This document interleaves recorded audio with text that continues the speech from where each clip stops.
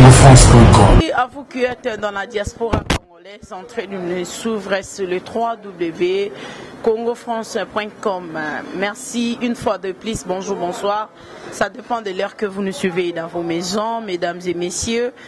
Comme je vous l'avais dit plus tôt, que cette semaine, nous sommes basés plus aux églises, les réalités qui se passent dans nos églises, le signe de temps de la fin tout consort.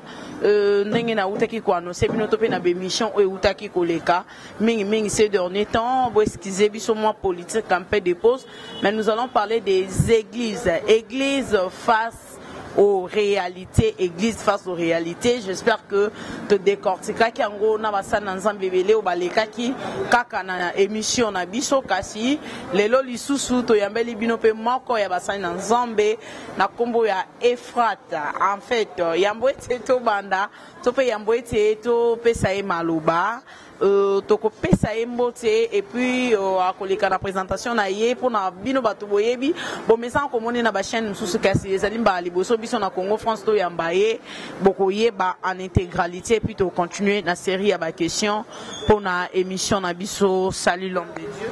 Salut maman Josephat, que je te bénisse également. Je bénis également tout le monde qui nous suit à ce moment. Ça dépend de l'ère avec laquelle Basoulanda Bisso. Je me présente également comme c'est ma toute première fois d'anticiper sur cette chaîne. Il semble à Pambola déjà, chaîne UTV de Bosso. Moi je réponds au nom du prophète Efata. Les autres m'appellent Ouvre-toi.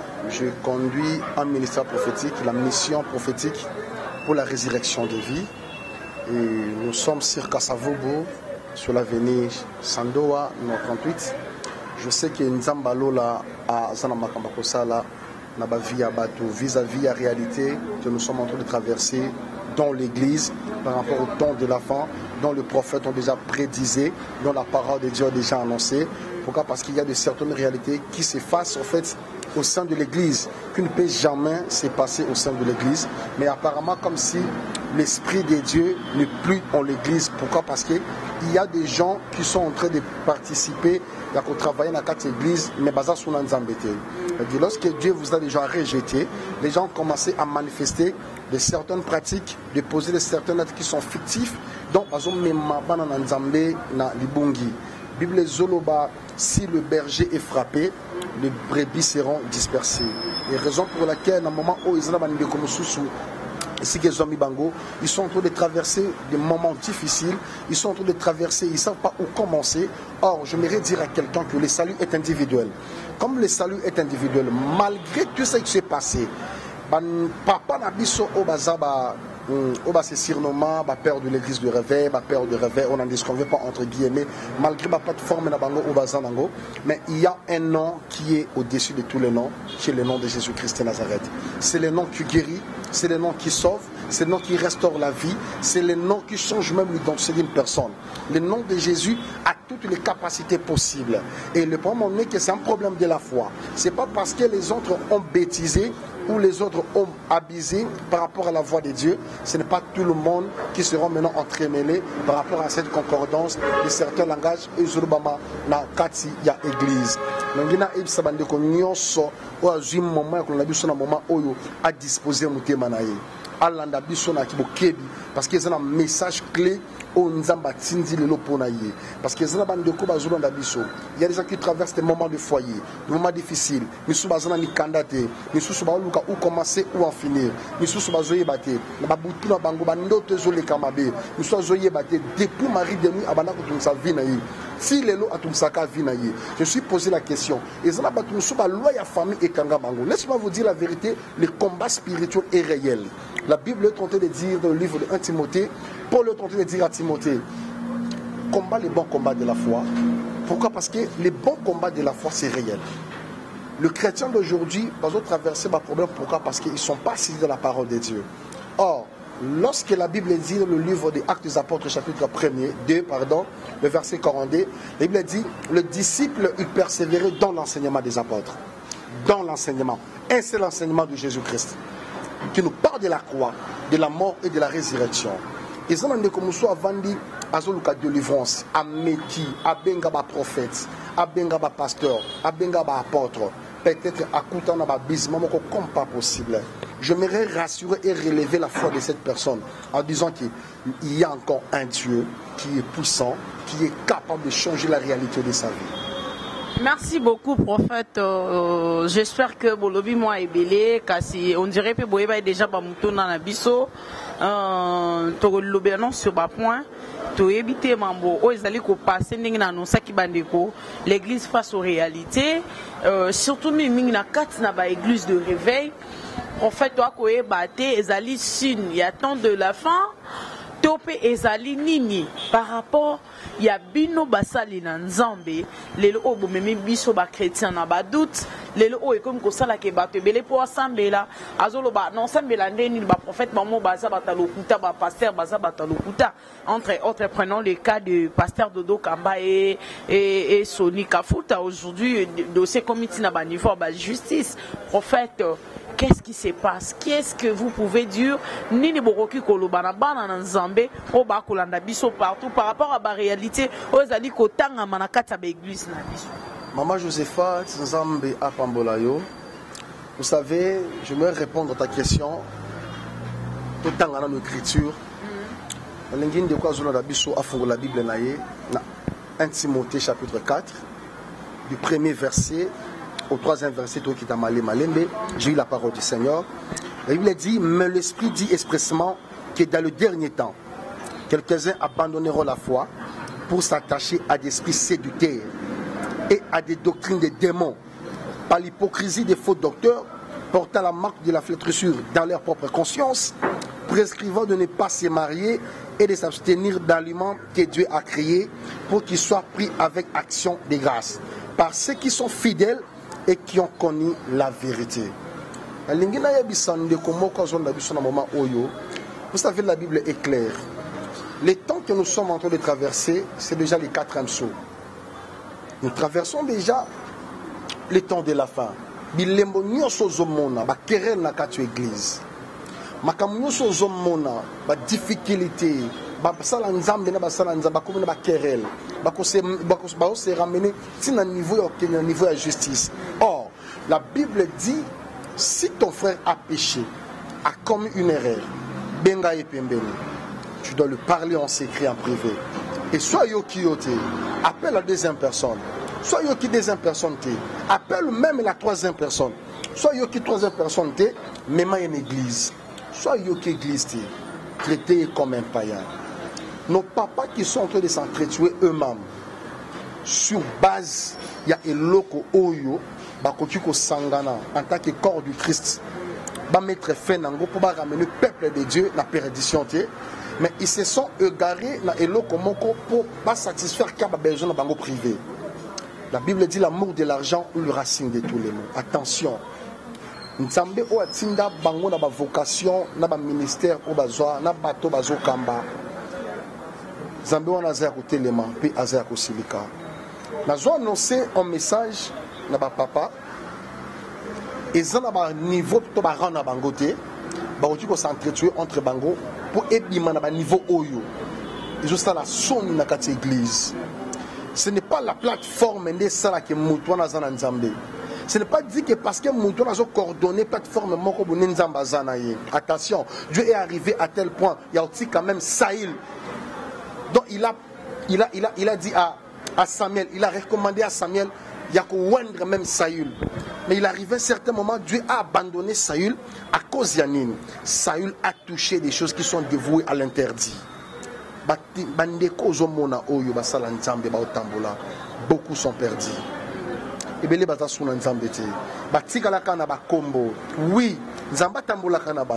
mais ils ont abandonné la voie de Dieu. La Bible dit, vous connaîtrez la vérité et la vérité vous affranchira.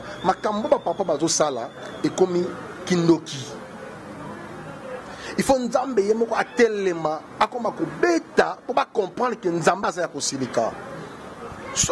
Ézéchiel chapitre 3, les versets du 7e. Bible les obétali solo. Je t'ai établi comme une sentinelle. Comme sentinelle. Nous sommes en train de veiller sur les âmes. Mais papa oba comme ici église, on dirait poche na bango moko boy partout qui ne fata mona poche. Mépriser même la voix de Dieu. Et au moment avec lequel nous sommes en train de parler ici, bilembo ya ta suka etalisami déjà. Ba faux docteur, ba bimi ebele, ba porter même marque à faire sûr na bambunzu na bango. O leba te ya makamo eza objectif ya royaume des cieux, ba comme ma biso na ba philosophie na bango, na ba science na bango. Et ce genre des histoires doivent prendre fin au nom de Jésus-Christ de Nazareth. Vous pensez que Nzambe a établir Bino Azazobata? C'est un Dieu qui voit partout. Quand vous lisez le livre d'Hébreux, chapitre 4, le verset 13e, la Bible dit, ni n'est caché devant l'Éternel. Et il y a un temps pour toutes choses. Makambo baosala, egoleka. Et après, papa toyoka awa bapesa ba prophétie na mboko yo, batondi sa ba martyr, batondi sa ba esplanade, ba croisade. Mais ils sont tapés à côté. Nous ne sommes pas là pour les critiquer, mais ils doivent redresser et retourner dans la bonne voie.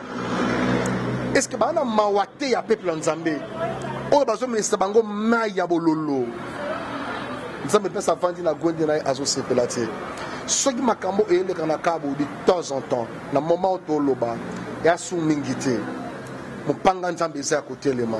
Je vous précise bien, dès lors que au Zwinga je vais précisément ton retraite tous autres travailler par rapport à l'activité autozanango ma na bimika pourquoi parce que na vandi na tali makambo zo le Dieu a dit va parler na so annoncer na papa on a nyoso soki ba monike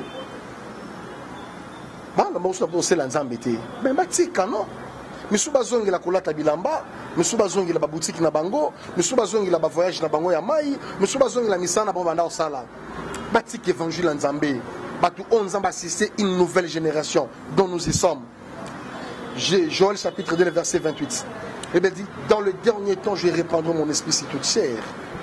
Molimo nzambo to na lelo sur le même esprit qui a travaillé dès la nuit du temps.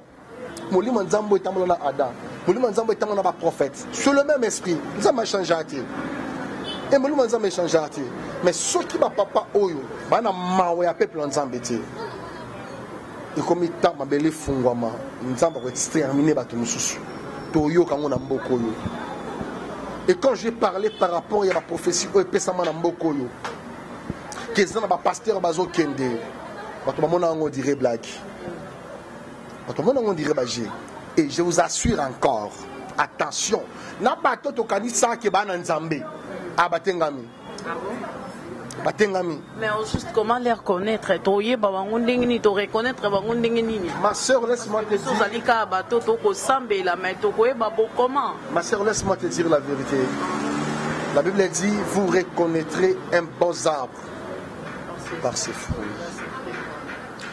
Au monument Molimo, Sotangi Osée, chapitre 4, le verset 6, la Bible dit, mon peuple périt par faute de connaissance. Pourquoi? Parce que le peuple de Dieu eux-mêmes, ils veulent que de prophéties, ils veulent que de miracles, ils veulent que et ceux qui ont ça qui numba, ont ça la musamu lili, au ABC vérité qui m'église. Donc voilà tout simbate. Mais quand tu ne parles des choses, oui, et ça pour la promesse il faut ça la concret. Oui, c'est Dieu qui a parlé. Mais il faut ça la principe. Les gens veulent recevoir des choses qui viennent entre les mains de Dieu, mais ils ne veulent pas marcher le principe de Dieu. Ils n'ont pas si. Mais il faut que combien de gens biser la vie à Nzambe à cause de la prophétie, à cause de la mauvaise évangile. Et batu ba vandi na banda kuna bango ba loi izana ba famille izana ndeko musu awala na biso na mama oyo azolu kabota. Est-ce que Nzambo to bon de la kopesi mwana te? Il faut ça la kaba pratique. Nzambo auto sambela, mutuma vandwana aluka musala. Est-ce que Nzamba kopesi musala te? Nzambe nini wana kopesa mutu libala kangele kobota? Là ce n'est pas Dieu. Oh, ce sont des cas circonstanciels, spirituellement parlant en fait. Mais Nzambe ta à permettre mutabala, c'est il faut bota. Il faut banabakola, il faut banabatanga et toutes les possibilités possibles. Nzambe ana makoki apesa sango moto. Soika moto tambola na voix na ye. Mais bana Nzambe o bazula na moment oyo. Ezana ndeko mususu ba vision na ye ezo se répéter quand on ndenge mabe. Donc yemu nzamba longo là peut-être en France, en même na Canada. Mais qu'est-ce qui fait que vision na ye ezo ngaka na pays d'origine na ye na sanzete moko boye balona na kata parcelle. Pour nani ne ka ba songe ya bongo. Cela veut dire quoi? Ane muto a grandeur. Mais bazo monde a molili, ezo privé à vivre grandeur na été. Or, soit à tellement la prière à l'Ukinzam était dans le vrai, dans la vérité. Pardon, je m'excuse. À finir qu'à vivre, qu'à ma cambo à vivre, voilà. Le peuple de Dieu en a besoin de délivrance. La Bible dit dans le livre de Proverbes, chapitre 21, le verset 31, que les chevals est équipé pour les jours de la bataille. Mais la délivrance appartient à l'Éternel. Ma sœur, délivrance va l'Okakango. Et la délivrance, c'est un processus. Ah oui. Mais nous parlons un peu de la délivrance. Quand est-ce qu'on peut délivrer une personne? Est-ce qu'il faut d'abord que la personne soit consciente qu'il doit être délivré, ou encore il y a des ceux qui sont inconscients, mais la délivrance oblige? Essayez un peu de nous expliquer la sorte de délivrance. C'est ce qui fait un peu de confusion. Merci beaucoup, maman Josephat. Vous avez parlé de la délivrance. J'aimerais justement épingler quelque chose par rapport à la délivrance. Au moins, une délivrance à soi, c'est ni un pasteur, ni un prophète, ni un apôtre, ni un pasteur, ni un évangéliste, ni à opérer la délivrance dans la vie à moto, ni à opérer un miracle dans la vie à moto. Il y a un seul homme au nom de Jésus-Christ de Nazareth. C'est lui qui est l'opérateur de miracles. La Bible dit dans le livre de Marc chapitre 16 que le miracle doit accompagner toujours ceux-là qui doivent croire au nom de Jésus-Christ de Nazareth. Ils poseront le main sur le malade sera guéri. Même s'ils boivent des breuvages mortels, ils ne mourront pas. Pourquoi? Parce que l'Esprit de Dieu, ils ont accompagné Bango. Or, la délivrance se cherche. Raison pour laquelle la Bible dit, cherchez l'Éternel pendant qu'il se trouve. Et zana mutu mususu azomona ke vine ezo simbati azomona ke makambuna ezo simbati abengi ameki asali e simbati paye moko en confession apparemment vinange simbati to bandaki en 2020 le 31 décembre na 0h bato ba beti milolo ani asika mbula ya sika makambo ko simbe to voya on n'en disconvient pas, mais to traverser 2 semestres et année comme si ma camarade est répétitive. So mutabongo, est-ce que pas tellement la délivrance na vie na yé? Est-ce qu'il faut tout nabat? Il faut l'ukanzambe. La délivrance se cherche. Et la première des choses, il faut mutu andi manano que Yesu azamo konzipe obikisi na yé. Il faut mutu andi manano ko tika misala wana ya mabe pa kangwama.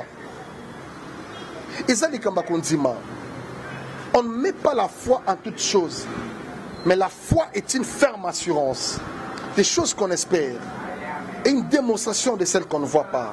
Mutozo luka akangwama, aluka nzambe, ayato luka nzambe na bozindo. Peut-être que les zangaï ezaba directive. Attention, nous sommes à cause d'un message vrai, mais interprétation message je vais me erreur. Attention, nous sommes dans le belé. Bazo taper à côté. À l'autre sinaïe, il consulte un prophète. Il consulte un prophète pour l'interprétation du message. Et bien interpréter le message que Isaïe a engagé. Bamemi wapi. Na kobunga. Or, tant que mouton a besoin kangwama, à pousser la présence en Nzambe, à jouer à orientation spécifique spirituellement par la pour la destinée naïe. Dieu parle tantôt d'une manière, tantôt d'une autre. Ceux qui ont méca quelque part au Simbiti. Ce n'est pas parce que la personne de Jésus, Oyo a exaucé la prière et bateau, c'est ni un pasteur, c'est ni un prophète, c'est ni un apôtre de la parole, c'est ni un docteur de la parole, c'est Dieu lui-même qui accorde la délivrance. Je parle comme un prophète de Dieu.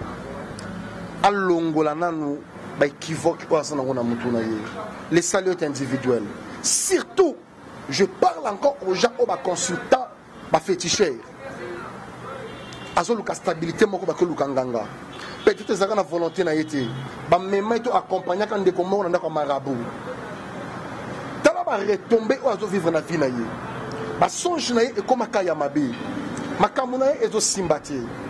Et plus pire encore, ceux qui Bible les obéissent sur la délivrance. Dans le psaume chapitre 3, le verset 2 ou 3 verset, Bible les obéissent solo, brisons leurs chaînes et détachons-nous de leurs limites. Pour l'anime, au monument na punda oba kanga na betfagé, dans Marc chapitre 11, le verset 1er, Bible les obéissent solo que moi na punda wana ba kanga yi.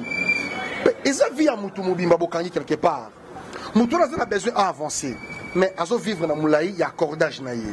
Attention, peut-être non comme moto maman le kimoto tant moko soit na kana bu discuter na ye akanga pe vina yo. Mais laisse-moi vous dire la vérité. Donc on peut s'axer na ba diablete. Tanga Bible na 1 Corinthiens chapitre 10 le verset 13. Bible les obétali sur lui, aucune des tentations ne vous est survenue en étant humain. Dieu qui est fidèle, il ne peut jamais vous laisser être tenté au-delà de votre propre force. Nzambe atindo na sena moy, atindo na mission moko spécifique. Même s'il y a des barrières, il y a un Dieu qui est capable de renverser les barrières. Peut-être l'obé simba quitté, mais nazo assurer de komoko, atele mato lukanzambe, to contre la bozindo ya prière. Les dieux que nous sommes en train de servir. Oh Élie, Abel le prophète de Tichébit. Aïbisi le roi Akab, je suis resté le seul prophète de Dieu. Que le feu descend du ciel et consume le prophète de Baal. Pour la vie de Komoko. Peut-être au Mekaki. J'espère que Mekaki déjà bande Komosusu. Et le bon moment d'appeler le prophète de Fata. On aura les bons moments de prière spécifiques. Et puis, on va prier à Kafu Kafu. Au moment où les autres salles qui bande Komosusu, la délivrance dans Bango est un exercice. Pourquoi? Parce que c'est mal orienté. C'est mal orienté. Parce que si vous avez une orientation divine, Dieu va t'orienter à appeler sur un signe, na ba référence. Pour Yesuna nous avaya na sena moy, il y a des signes qui apparaissent. Et bon bénédiction na yo, il faut annoncer mon pépé. Kokangwa manayo, il faut annoncer ba signe. C'est Dieu qui accorde le prodige, le miracle na vie à moto. Kobangelo comme côté. Peut-être au comment qui n'a pas dégoût, n'a pas doute, kenzamba au salati, mais je t'assure, il y a un Dieu puissant qui est capable de changer ta destinée, qui est capable d'accorder la délivrance, quelle que soit la dimension de la loi, quelle que soit la dimension de la coutume de ta famille. C'est là qu'on me dit absolument rien. Job est en train de parler, mon rédempteur est vivant, et il s'élèvera le dernier. Nzambe wana a la capacité à changer final. Merci beaucoup, prophète. Que tout petit, grand, riche et pauvre, libre, esclave, réussissent une marque sur leur main droite ou sur leur front, et que personne ne peut acheter ni vendre sans avoir la marque, le nom de la bête ou le nom de son nom. C'est aussi la sagesse. Que celui qui a de l'intelligence calcule le nom de la bête, car c'est un nombre d'hommes et son nom est 666. Na lingine expliquer le komoko makambo to vivre déjà pour mon Covid-19 dans le monde entier. Et ça déjà makambo nzamba lobaki dans le dernier temps, ils ont makambo to vivre. Mais ça ne sera pas encore la fin. Et ça bilembo talisa to ke na suka. Si ko ils ont makambo yo, ils ont déterminé que bateau bana misala mabe, ba memela biso machine na kati église. Ba memela biso machine na kati église. Mais la biso idolâtrie dans cette église. Mais la biso ba signe. Ya ma pe na cette église. Mais la biso misala oyo ya satana. Ba bon bango souté. Ben on na cette église. Zelana tangelo verset moko na Colossiens chapitre 3. Colossiens chapitre 3 le verset 5. Yoka Bible. Faites donc mourir les membres qui sont sur la terre. 1. L'impudicité, l'impureté, les passions, les mauvais désirs et la cupidité, qui est une idolâtrie. C'est à cause de ces choses que la colère de Dieu vient sur les fils de la rébellion. Attention ma soeur, la 4 églises, ils ont un combo au batang de la biso, au bakotang en soutien. Bon, laisse-moi vous décortiquer quelque chose. Au moment attend aux allées, diable a livré Misalama B à la portée de tout le monde. Batu oyo bazo chapeauté ba makam bazo bata manasi ya Bible mais bazana maloba ya venin. Bilobi personne ne peut acheter ni vendre et les qui en atamuke et frapper mon datier. Bato ba monango ka boy on dirait blague. C'est un message clé que nous avons besoin d'annoncer dans la nation. Pourquoi? Parce que Batubazo Mona Kinduma est comme une vie normale. Tout y a impudicité, Batubazo Mona normal. Tout y a kilébisianisme est comme une normal. Donc moi, si je change la formule, maman ça m'appelle ça y est, à comme ça on a n'engagé. Et plus pire encore, je suis en train de voir des hommes qui veulent changer la nature de Dieu. Attention. Attends, tu n'y a pas le roi caméléon. On a couleur rebelle, on a changé la nature en Zambéta. On a comme ici, qui n'est pas normal. C'est une église. On a signé un marque de la bête, vous imaginez une fille a 8 tatouages entre les dessins, excusez-moi pour les mots, au niveau de son hanche. Et l'amba zolata, ils vont correspondre même à la taille. Tout ça pour séduire le monde, pour séduire les enfants de Dieu. Nous sommes une cupidité, envie, ivrognerie. Allah taba monaye. Azwa à conquérir batuba monaye. Attention ma soeur, mon frère. Je me réduire à quelqu'un. Et anande comment kazura n'a pas se repentir. La Bible dit repentez-vous car le royaume des cieux est proche. Soko bongoli mute mate. Na makambo zo sala. Liwe la ka mutute. Bible zolo dans Proverbe chapitre 27, le verset 1er. Ne te va pas pour le lendemain. Quand tu sais pas ce qu'un jour peut t'affronter. Mokoleko botelo liwa. Est-ce qu'on s'est après l'Iwawana aux Awapi? Et Pélia va comme influencé. Diable a soufflé mon pépé. Même la carte va chanter. Bazo utiliser les biso ba mo ou ba ko utiliser. Et si Dieu a sali bino ngolu, ya ko décortiquer ba biloko ba oloba. Vous allez comprendre que banze musu bo yo kangote. Osomona. Bo yo kango li susute. Est-ce que yebi que le chiffre 13 dans la diable a zamuta lokuta? Maintenant, on les hommes est à 666. Vous voyez le pyramide. La pyramide au Monawana. Ils ont angle à 190 degrés. Les choses graves, le pyramide là, on utilise ça. Attends, je t'explique. C'est pas chambre chrétien. Il y a un ayébissio. Ils ont une formule magique. On va utiliser. Quand ça y est, Molima Nzambe est pour dévoiler Babiloko wana. Bible zoba ni ne caché devant l'Éternel. Nata otokomi miswa Nzambe emo na kaka. Sugo atikela ki bango temps balingo yokate cette fois-ci Nzamba sa bango ni azo dévoiler bango. Baza ebele. Misusu ba abandonner voie Nzambe, ba continuer ba voie na bango moko.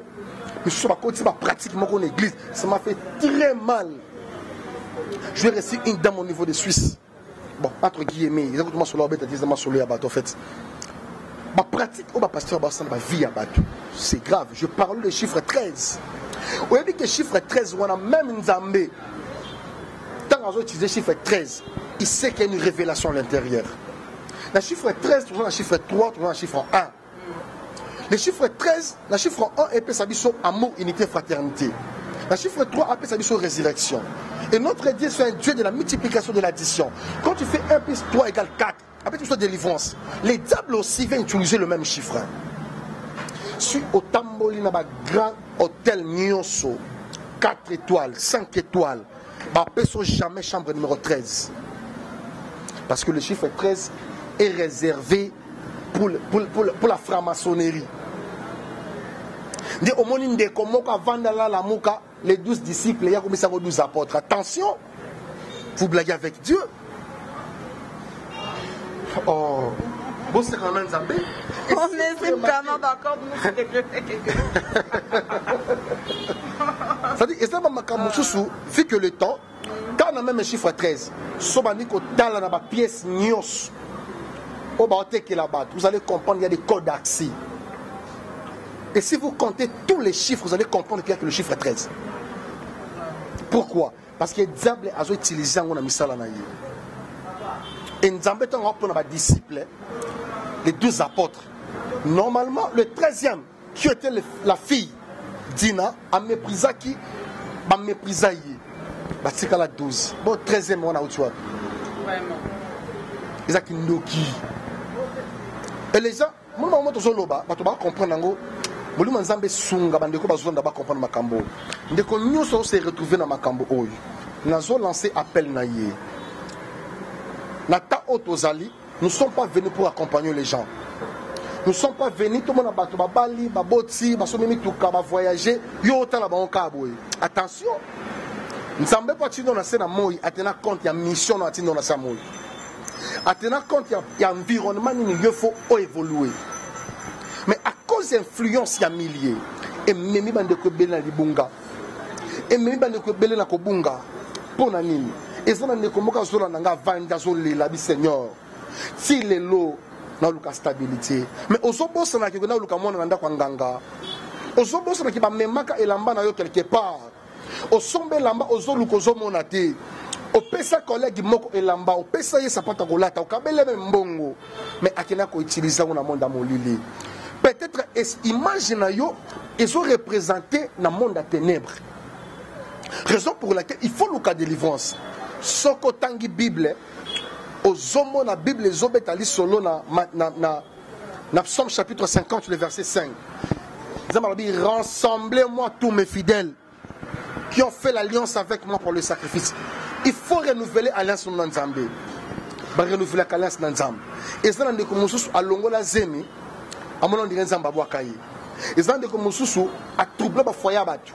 À son nom de Nzamba boakaye. Mais le problème c'est quoi? Renonce ça dans sa présence. Nzamba na besoin autour de la kama bena yo. Biloko yo salawana, Nzamba na besoin tangelo angote. Bible zolo bana 1 Jean chapitre 1 le verset 10. Mutu nyonso zo yambola masumu na liboso Nzambe. Nzamba za din est fidèle pour nous pardonner. Mais nata otozali. Yo tala remarquer kaka ndema kamuzo kende. Na bana mikeba kombe poli. Babanga suba mikolote, bana mikeba komoninga ba papa ya batu, bazo bangate, nyonso la pona nini, pona mbongo. L'amour de l'argent est le racine de tous les maux. Beaucoup sont égarés dans la moto pour nini parce que balande kambongo. Osolan, na zone au sein de comment zone la biso na mama oyo, nzamba lola asopa mawane likolo na ye. Ba erreur nyonso traversant la vie. Peut-être que zongé la culpabilité. Et ça bande comme sou a propriété parce qu'il y a comme la culpabilité moko vanda yé. C'est-à-dire, soit prier, Satan n'a pas oh mon Dieu, Satan a influencé yo, à signe psychologie spirituelle na yo. Que soit l'on prier, à son sakayo quand on a idée que Obama Kalibalande komoko, que l'on a kazemi, que Oyiba Kambongo, que Stala Kabo, attention, Dieu est fidèle.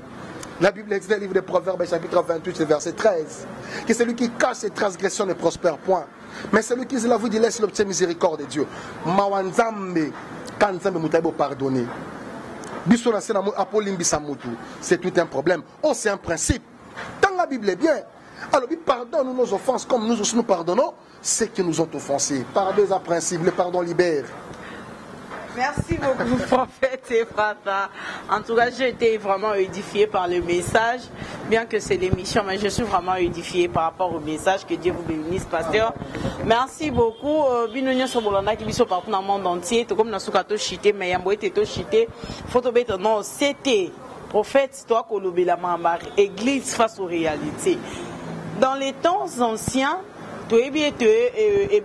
pasteur, non, on doit quitter l'église catholique parce qu'il y a l'idolâtrie, parce que bazako tchabikeko baliko gumba mela bikeko makambo belé belé makasito ko remarquer kaka na kata l'église des réveils et ça ba misu soupé baliko sala ba pratique oyo botelemela kabiso na ke soi-disant catholique baliko sambela nzamba lokuta kasi lelo to komona batu bakolata ba photo ya ba prophète topé ya ba pasteur na bango na kingo ba misusu bazako tcha ba ekeko ya ba église tout consomme makambo ebele lelo oyo église des réveils pe ekoti na katelo ko wana maintenant to komi na suka poto chité émission nino koki koyebisa peuple de Dieu nino koki koloba na bana nzambe o bali kolanda biso bazuli libaku ya kolanda émission oyo nino koki koloba na bango et surtout ba balwaki kete to kimi kuna to ke na ngambo église po koto nde vérité mais kati kote to ke na vérité ngo poto sur poto prophète Ephrata nino koki koloba na bana nzambe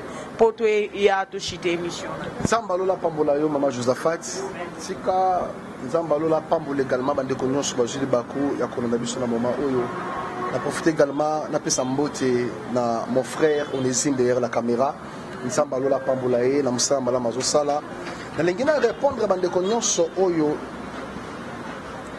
corps du Christ au moni ba pratique oyo salama au sein de l'Église. Vous savez, lorsque Jésus a rencontré le désaveugles, le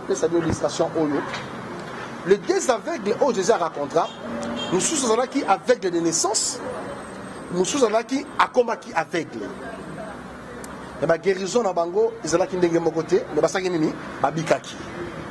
Je voulais épingler par rapport aux pratiques en fait. Soyez ici. Yaka. On y a bika. Problème nini. On a besoin de bika. Dieu a jeté ses salives sur terre. A juste soyez wana sangis na poto poto comme ibu atie na misu. A ici va te laver au Jourdain. Akia sukoli longa zongi. A ici na zomona, mais na zomona batu lokola banzete. Cela veut dire, ceux qui moutoient dans un bateau, c'est machette. Asani, c'est à Kokata Bango. Qu'est-ce que Dieu a fait?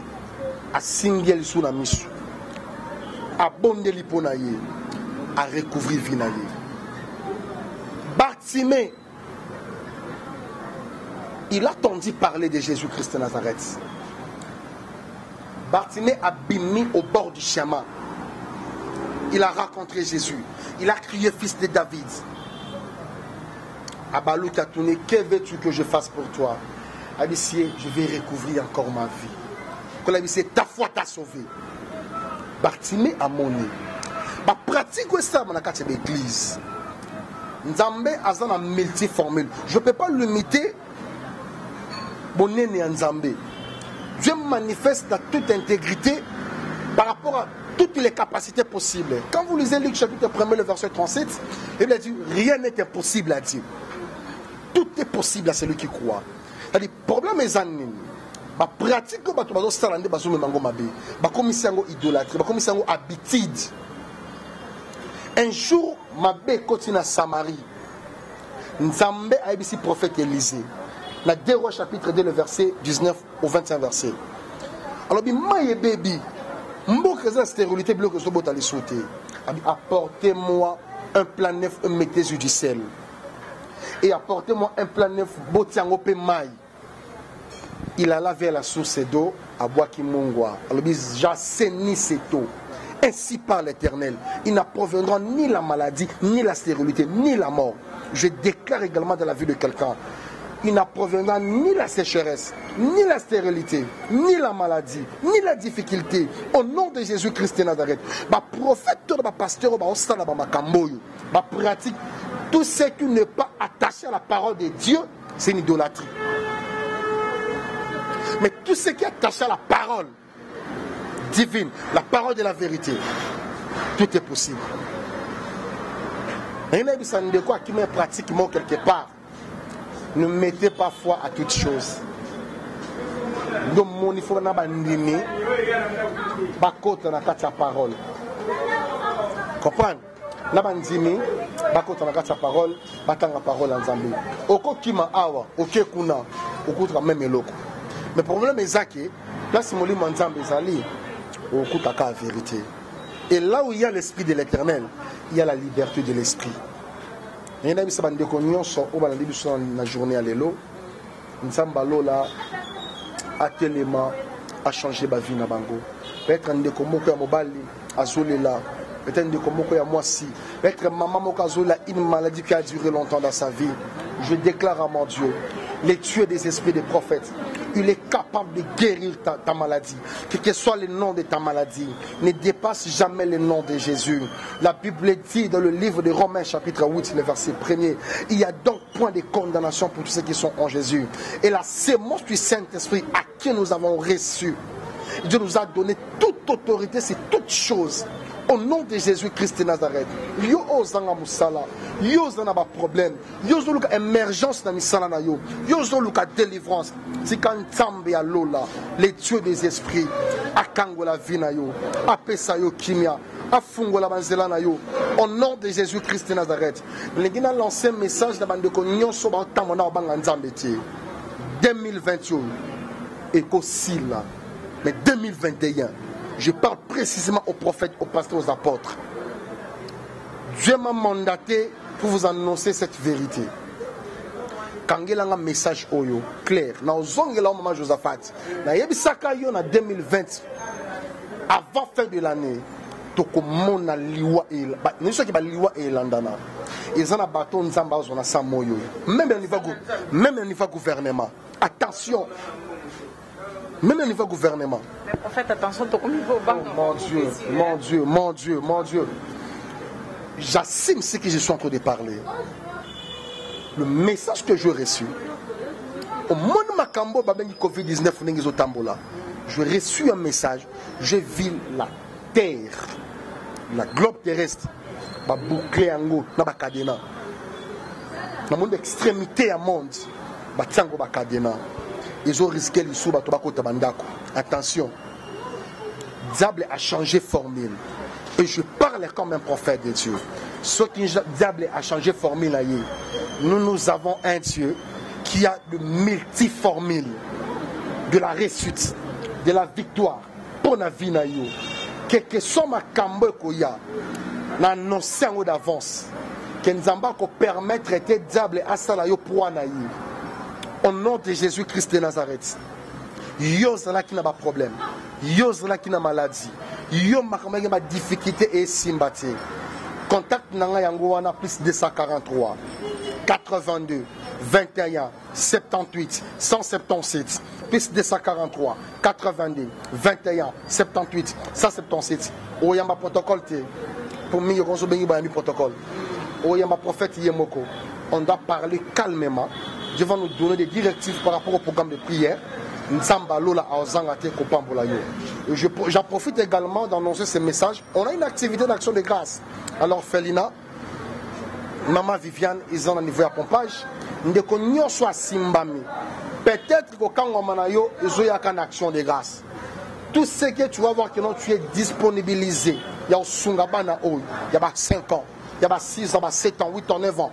Nzambalola azangate ko pambolayo tia pierre d'édifice na yo na katsa makambu oyo bana wana okomona yo moko ba image okomona bana wana tokobondela na bango na orphelinat et otokoyela bango comme action de grâce na part ndam tokopesa bango na par église ba bénéficier penango ceux qui mwana wana milita mai na part na maman Josaphat est-ce que nzamba pambolote biloko nezo kangama ozana besoin ça on est fungwama sunga ba orphelin Bible Zolo dans Psaume chapitre 42, le verset 1er au 3e verset.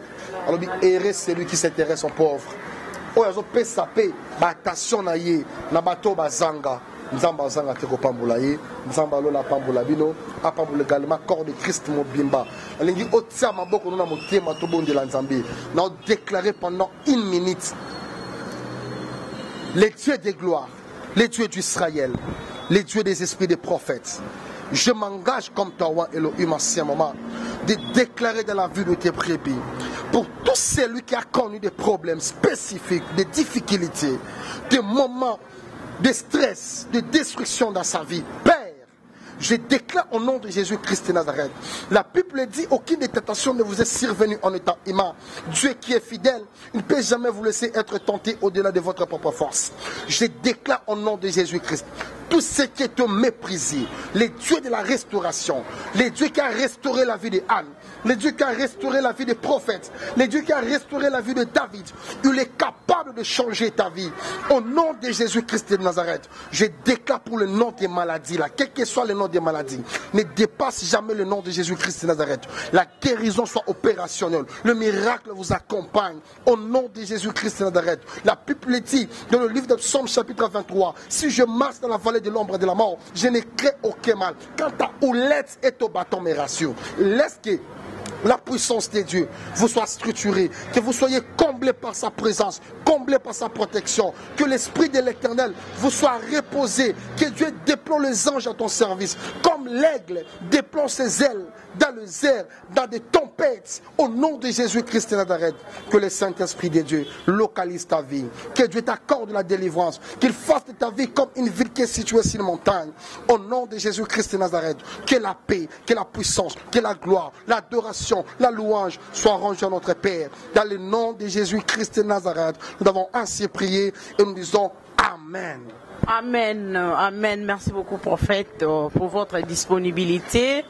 Merci beaucoup, vous qui nous avez suivis. Merci, Degbola qui est belé. Merci vraiment. Ezaki émission Nabiso, Église face aux réalités. Merci beaucoup. Merci à Onésime Canard qui était derrière la caméra. Merci Nande Bolanda Biso partout. Ngai Nabino Tokutani Mbala Esma et puis na numéro mususu to benga prophète et frère tapon na ko décortiquer to pe ko développer ma mali kota la église na biso na numéro mususu. Bon continuez toujours et à ko s'abonner massivement. Vous ne serez pas déçus. Bye bye. Congo France.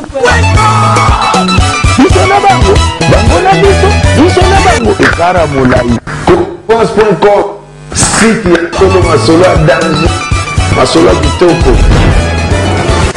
CongoFrance.com